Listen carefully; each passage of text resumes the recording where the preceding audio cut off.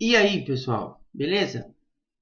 Vamos lá, então. Sala de estudo de hoje, vamos falar de embriologia e vamos falar sobre segunda semana de desenvolvimento, tá? Porque eu já fiz uma sala de estudo sobre a primeira semana, tá? E aí, se você não viu, volta lá, porque tem bastante assuntos importantes que para fazer você entender esta parte aqui, tá bom?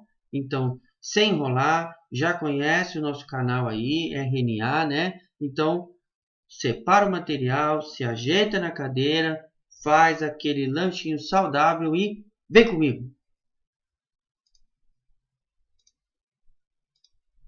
Então, olha aí, estamos aqui, ó. Essa é a imagem que está representando o quê? O útero aqui, tá? Da mulher, da mãe, tá bom? Então aqui, ó, é a região do endométrio, a camada mais interna do útero, tá bom? E esse daqui é o blastocisto, que ele fez o que primeiro? Que cena é essa daqui? Então ele acabou de sair da primeira semana de desenvolvimento e esse blastocisto caiu na cavidade uterina, certo? Então ele está lá na cavidade uterina e aí qual é a primeira coisa que ele vai fazer? Ele tinha em volta dele uma zona pelúcida. E aí, outro recado aqui também. Se você não viu as outras salas de estudo onde a gente fala da zona pelúcida, então volta lá para saber o que ela faz, tá bom?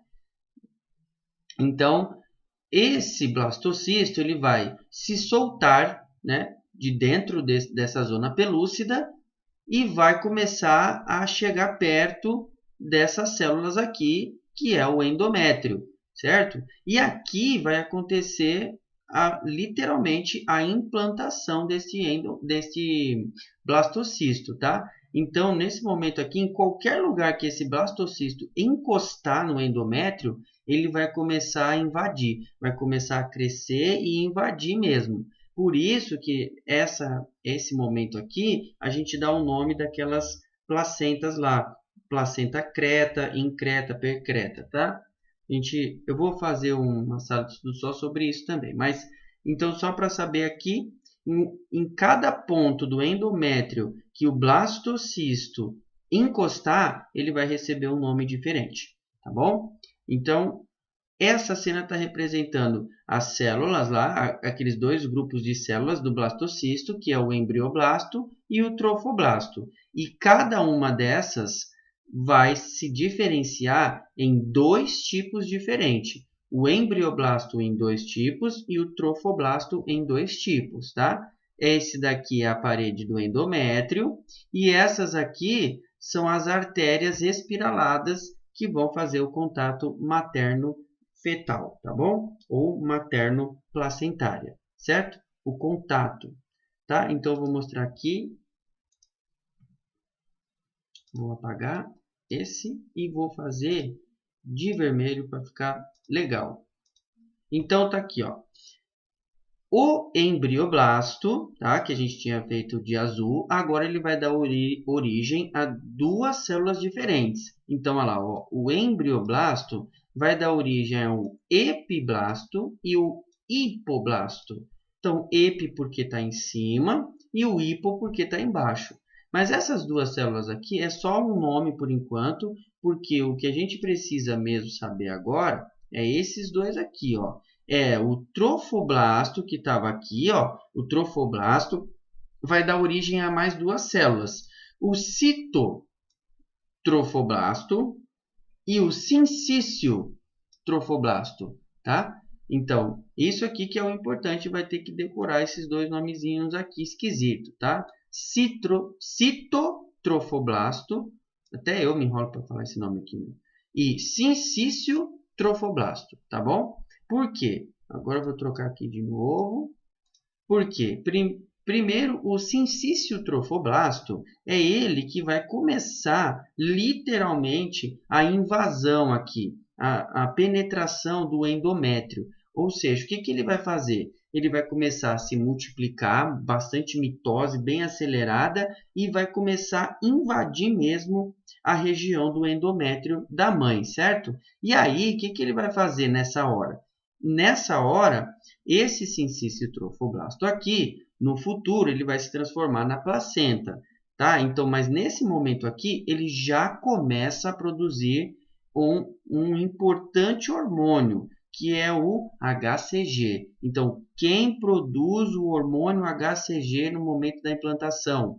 O sincício trofoblasto, tá? Para que ele vai fazer isso? Para manter o corpo lúteo lá no ovário, vai manter ele lá, certo? Então, outro recado aqui. Se você não viu a sala de estudo sobre o ciclo menstrual, volta lá e assiste, porque a gente falou do corpo lúteo e da importância dele, tá bom? Então, o sincício trofoblasto vai começar a liberar HCG para manter o corpo lúteo, certo? E ele também vai fazer outra coisa. Ele vai começar a produzir estas lacunas aqui, ó. Estas lacunas aqui. E aí, para que servem essas lacunas aqui? É como se fossem dedos tentando alcançar alguma coisa. O que? Estas artérias espiraladas aqui, ó, que são artérias que estão sendo produzidas lá, né, no endométrio da mãe, certo? E aí, no momento que essas lacunas encostam nessas artérias, elas começam a fazer o quê? Elas destroem a parede desta artéria, tá? Porque essa artéria também tem uma camada de célula e essa célula é muscular, tá? Então, ela destrói essas células aqui e aí começa a encher de sangue estas colunas, tá bom? E aí, o que acontece aqui? Acontece a primeira ligação, primeiro contato de sangue materno com o sangue do bebê, que a gente chama de circulação materno-placentária, tá bom? Então, houve o primeiro contato aqui, certo? E aí, eles continuam invadindo, tá bom? Continuam invadindo. E também, o que esse sincício trofoblasto ele vai fazer aqui? Ele vai criar uma proteção, tá, contra a invasão de vírus nesse momento aqui. Então, o que o sincício trofoblasto vai fazer? Ele vai secretar o HCG para manter o corpo lúteo, ele vai criar as colunas para entrar em contato com as artérias espiraladas e ele vai também criar uma barreira contra vírus, tá bom? Isso é o que o sincício trofoblasto vai fazer. Enquanto isso, o outro aqui, ó, o citotrofoblasto, ele também vai se multiplicar, proliferar, vai aumentar, tá? E aí, quando ele chegar também perto dessas artérias espiraladas aqui, ele vai fazer outra coisa. Ele vai mudar a forma da parede dessas artérias. O que ele vai fazer? Ele vai trocar o tipo de célula aqui. Tá? Ele vai trocar o tipo de célula. Por quê? Porque essas células aqui são células musculares, que são responsáveis pela vasodilatação e pela vasoconstrição. Só que nesse momento não pode faltar sangue para o bebê. Então, o que o citotrofoblasto vai fazer? Ele vai trocar essa estrutura da artéria, fazendo com que ela não tenha mais essas células na parede, e aí ela não vai mais responder ao sistema nervoso, ou seja, essa artéria não vai mais fazer vasoconstrição nem vasodilatação. Para que ela vai fazer isso? Para que o fluxo de sangue mãe-bebê nunca pare, certo? Que a artéria fique do tamanho único sempre. Ela não contraia e não relaxe, para que o fluxo seja contínuo, tá bom? E aí,